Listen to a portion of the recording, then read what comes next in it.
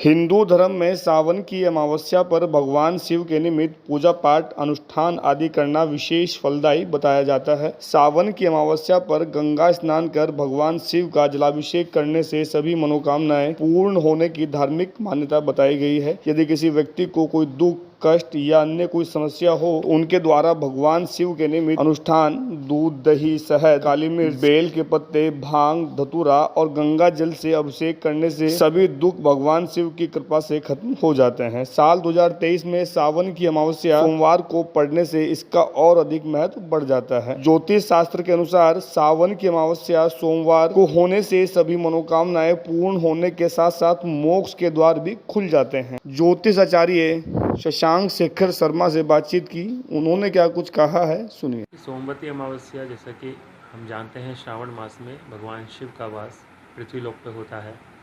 और सोमवती अमावस्या क्योंकि ये सोमवार को होती है, सोमवार यानी कि चंद्रमा का दिन है, और चंद्रमा को विशेष स्थान भगवान शिव ने अपने सिर पे, अपनी जटाओं में दिया हुआ है। तो सूर्य चंद्रमा अर्थात सूर्य यानी कि प्रकाश यानी कि दिन का कारक, चंद्रमा रात्रि का कारक, और दोनों का जब मिलन होता है तो वो जो वेला होती है उसमें स्नान किया जाता है। अमावस्या का भी वही एक प्रारूप है।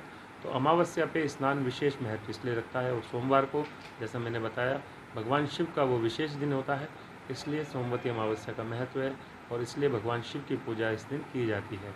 जो मैदानी क्षेत्र है वो हरिद्वार से ही आरंभ होता है माँ गंगा का, और क्योंकि यहाँ पर हर की पैड़ी भी है, जिसको हरि की पैड़ी भी कहते हैं। और हरिद्वार एक ऐसी मायापुरी है जहाँ पर इतिहास में कनखल, अगर हम इसको जोड़ दें साथ में, तो भगवान शिव की ससुराल मानी जाती है। माँ गंगा का तो यहाँ विशेष स्थान बताया जाता है। आप उसको चाहे कुंभ से जोड़ लें, कुंभ की जो इतिहास है उससे जोड़ लें, या फिर भगवान शिव से जोड़ लें, तो माँ गंगा का तो ये विशेष मैदानी क्षेत्र है जहाँ से हरिद्वार का गंगा का उद्गम होता है। सोमवती अमावस्या का जैसा पुराणों में भी जिक्र है, विवाहित स्त्रियां सोमवती अमावस्या पे पीपल के वृक्ष यानी कि अश्वत्थ की परिक्रमा करती हैं, और अपने पति की दीर्घायु के लिए इसकी व्रत रखा जाता है, और 108 बार परिक्रमा के बाद इसमें वो पूजा इत्यादि भी करती हैं।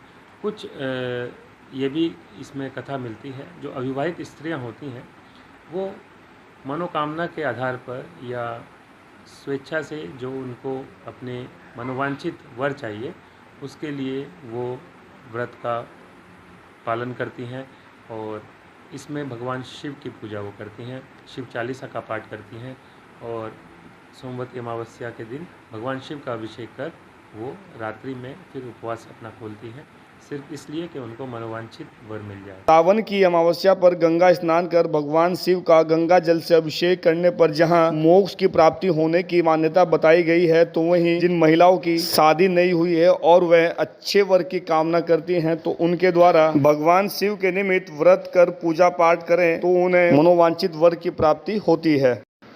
लोकल 18 के लिए ओम प्रयास, हरिद्वार।